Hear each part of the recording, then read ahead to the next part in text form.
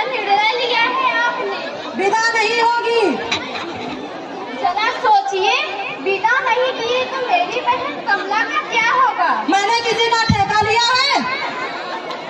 हर लड़की का शौक होता है, पहला शौक अपने माँ के घर हंस खेल कर सखी सहेली के साथ बिताने का। मैं अपना निर्णय सुना चुका हूँ, विदा नहीं होगी। यदि मैं कमला को लिए बिना गया तो माँ का हृदय टूट जाएगा। मैं मजबूर हूँ, माँ बहन का इतना ही ख्याल था तो दहेज पूरा क्यों नहीं दिया? जी, दहेज देना तो दूर, बारात की ठीक से खातिरदारी भी नहीं की। बिरादरी में जो हंसी हुई उस करारी चोट का घाव आज भी हरा है। जाओ जाकर कह देना अपनी माँ से, बेटी का विदा कराना चाहती है तो पहले उस घाव के लिए मरहम भेजे। या आप क्या कह रहे हैं? जी, आप इस समय तो विदा कर दे, गाने के समय आपकी मांग पूरी करने की चेष्टा करूंगा। मैंने दुनिया देखी है, ये बाल धूप में सफेद नहीं हुए हैं। कल के छोकरे मुझे बेवकूफ बनाना चाहते हो? यह आप क्या कह रहे हैं? जी ठीक कह रहा हूँ, विदा तभी होगी जब 50,000 का नगद इस हाथ पर रख दोगे। यह सरासर अन्याय है। शिकायत तो आपको हमसे है। इस भोली भाली लड़की ने आपका क्या बिगाड़ा है जो आप इसका विदा न करके बदला ले रहे हैं? अगर रमेश बाबू होते तो वह क्या कर लेता? मेरा बेटा है, मेरे सामने मुंह बोलने की उसमें हिम्मत नहीं है। तुम्हारी तरह बड़ों के मुंह लगने का बदतमीजी कभी नहीं करता। वो आवारा छोकरा नहीं है। बाबूजी बेटी वाला समझकर अपमान कर रहे हैं, किंतु यह न भूलिए कि आप भी बेटी वाले हैं। हाँ, हम भी बेटी वाले हैं। पिछले महीने अपनी गौरी की शादी की है। इतना दहेज दिया कि देखने वालों ने दांतों तले उंगली दबा ली। तो हमारा बराबरी करना चाहते हो? हम बेटी वाले भी हैं कि हमारी मूछें ऊंची हैं। जी, रमेश गया है गौरी को विदा कराने, आता ही होगा। मेरी बेटी पहला सावन यही बिताएगी। तुम्हारे बहन के सपने कभी पूरे नहीं होंगे। क्या जो मेरी बहन है वह आपकी कोई नहीं? बहू और बेटी को एक ही तराजू में तोलना चाहते हो? बहू बहू होती है, बेटी बेटी होती है। ठीक है, आप अपने ही जिद पर अड़े हैं। क्या जाने से पहले पर बहन से मिल सकता हूँ? जरूर, और उससे यह भी बताते रहना कि अगली बार 50,000 रुपए लेकर कब आओगे विदा कराने। अरे सुनती हो गौरी की माँ, बहू को भेज दो। मैं जा रहा हूँ गौरी के लिए लान में झूला डालने।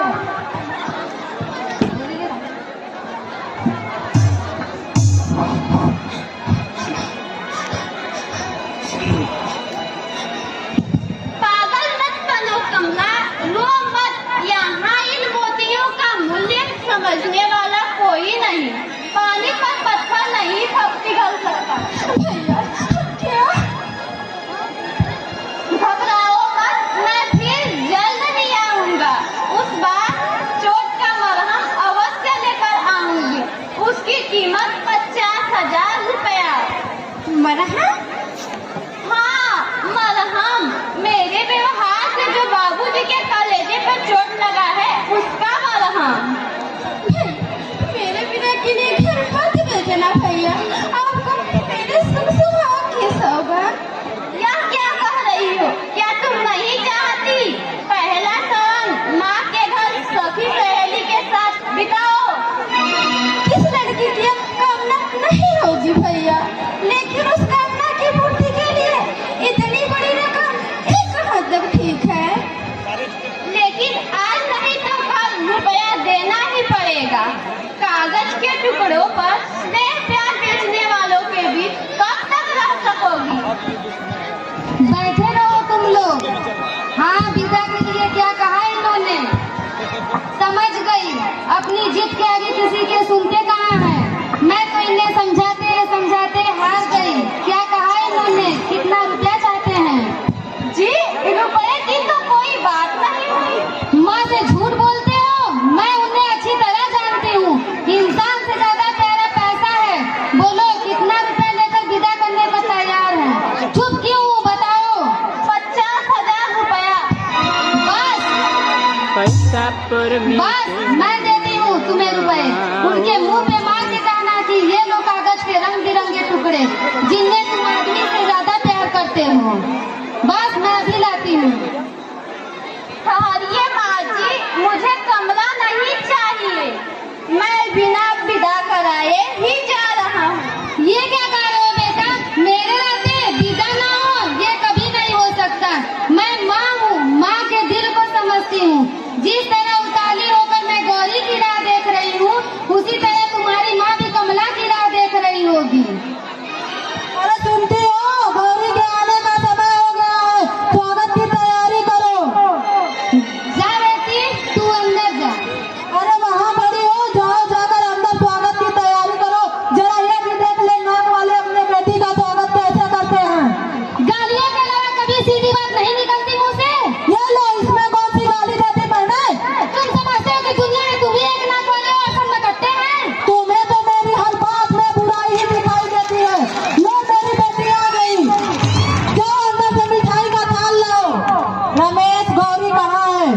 वह नहीं आई। वो नहीं आई? तबीयत तो ठीक है उसकी? जी हाँ, फिर उन्होंने विदा नहीं की। विदा नहीं की? कह रहे थे दहेज पूरा नहीं दिया। हमने तो अपने जीवन भर की कमाई दे दी, फिर भी उनके नजरों में दहेज कम है। वो भी कहीं के उन्हें क्यों भला बुरा कह रहे हो? बेटी वाले चाहे अपना घर द्वार बेच कर दे दे, पर बेटों वालों की नाक तो भले से सिकुड़ी ही रहती है। मगर शराफत और इंसानियत। और शराफत और इंसानियत का दुहाई देते हो, पर कुछ देर पहले तो गौरी की माँ, चुप रहो। अभी भी आंखें नहीं खुली। जो व्यवहार अपनी बेटी के लिए तुम दूसरों से चाहते हो, वही खुद की बेटी के लिए तुम भी करो, तभी तुम्हें सुख और शांति मिलेगी। मेरे बेटी का विदा न करके उन्होंने मेरा अपमान किया है। तुम भी तो किसी को बेटी को विदा न करके किसी का अपमान कर रहे हो। बेटी और बहू, बहू और बेटी, ये अजीब उलझन है, कुछ समझ नहीं आता। अगर हर बेटी वाले यही याद रखे कि वो भी एक बेटा वाला है, तो सारे उलझने सुलझ जाती है। शायद तुम ठीक कह रही हो।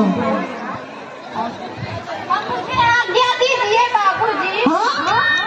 मेरी गाड़ी का समय हो गया, मैं फिर जल्द ही आऊंगा। उस बार आपके चोट मरहम अवश्य लेकर आऊंगा। ठहरो प्रमोद, मुझे लज्जित मत करो। मेरे चोट का मरहम मेरे बेटी के ससुराल वालों ने दूसरे चोट से कर दिया है। कभी कभी चोट भी मरहम का काम करता है। अरे खड़ी खड़ी मेरा मुंह क्या देख रही हो? जाओ अंदर बहू की विदा करने की तैयारी करो। बाबूजी, खुलेआम लेना दहेज ये चलन हुआ व्यापारों सा, अब विवाह का पावन मंडप लगता है बाजारों सा। आप लोग को ये स्वीकारना ही होगा कि बेटी ही दहेज है। बंद करो,